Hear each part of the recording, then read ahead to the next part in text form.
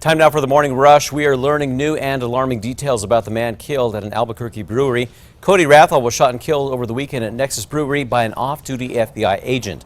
June 2018 documents from a Utah agency show Rathall was treated after blacking out while on drugs. Rathall said that the drugs were used to help him cope with depression. Kristen. A few spot storms possible in the far northeast today. At this point, some of those storms could be strong to severe this afternoon, but it's not going to be nearly as active as what we had yesterday. I do expect, however, the storm chances to increase over northern New Mexico. A few spot storms over west central New Mexico and eastern New Mexico both Saturday and Sunday. Albuquerque isolated storms if we see anything at all this weekend. David? After a deadly shooting at an Albuquerque Albertsons grocery store, News 13 learned guards are allowed to apprehend suspects and use force when people's lives are in danger. Now, police say a woman was being held for shoplifting at the store on Lomas and Wantabo Wednesday. They say her getaway driver rammed the front doors, then a security guard shot and killed him. New this morning, a drag queen storytime event in Nevada is stirring up controversy. The new event was created to celebrate the city's LGBTQ with drag queens reading to children. Nevada officials say that they've received dozens of negative comments. You might remember that we told you about a similar event here in Albuquerque receiving the same criticism. Well, a public apology is made by the man police say was part of a group of bikers vandalizing a rainbow crosswalk in Nob Hill. 31-year-old Anthony Morgan took to Facebook last night to speak out. Morgan says that he was upset over the mayor spending $30,000 on the crosswalk. Morgan, who's now facing 2 felony charges, wants to pay the $1,700 that he says he caused in damages. Sarah Huckabee Sanders is leaving the White House at the end of the month. Sanders says that she's leaving to move back to Arkansas to spend more time with her family. But she says that she will not rule out a run for governor in that state. That's a position her father, Mike Huckabee, once held. There's still no word on who is going to be her replacement. There's a push this morning from the parents of a 12-year-old girl hit and killed on a school crosswalk to make roads safer in Albuquerque. Eliza Elmuina was killed in March 2018 after a driver says that he did not see her outside Cleveland Middle School. Her parents are asking city councilors to pass an ordinance to improve pedestrian and bike crossings and future road projects. The ordinance could go to a vote this month. Well, the feds are considering opening a second permanent facility to detain transgender migrants. Right now, the only unit is in Milan, that is west of Albuquerque. Now, ICE says that it would be a significant investment given the higher costs associated with transgender detainees. About 300 migrants who identify as transgender have been booked into the custody of U.S. immigration authorities since October. New this morning, actress Jennifer Garner made a stop here in New Mexico to visit some migrant families. USA Today reports that earlier this week, Garner visited the Luna County Detention Center to spend some time with migrant children. Garner is a board member of Save the Children. It's an organization that is known for helping children in times of crisis. Well, the lineup for the first couple of 2020 Democratic debates is now set. The DNC announced yesterday which 20 of the 23 Democratic presidential candidates actually qualified for the debates. Now, they, of course, include the 2 leading candidates. Those are former Vice President Joe Biden and Senator Bernie Sanders.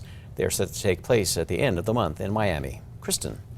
Metro Threat Index at a 3 for today. No storms expected here in Albuquerque this afternoon. We got a little bit of a breeze coming out of the west-southwest at about 15 miles per hour. And of course, those hot temperatures forecast highs today in the 90s down the Rio Grande Valley. David? More than 1,000 cases of King Arthur unbleached all-purpose flour now being recalled. The FDA says that the flour has been linked to an E. coli outbreak. The select 5-pound bags were distributed to retailers nationwide, including at Target and Walmart. If you want more information, we posted it at alwayson.krqe.com. Happening today, lawmakers will hold a press conference this afternoon about the expanded Clean Air Act. The act, which takes effect today, no longer permits the use of e-cigarettes in public spaces. The health department will join bill sponsors and students answering questions about that bill and what the public should expect. Well, if you plan on heading out to the Isotopes tonight, you might notice some new food creations. The new fair is inspired by the visiting team. Now, tonight they're going to be serving up the Prairie Parfait. That's because the Topes are taking on the Oklahoma City Dodgers. You can find that at the special PCL cart. It's on Vendor Row.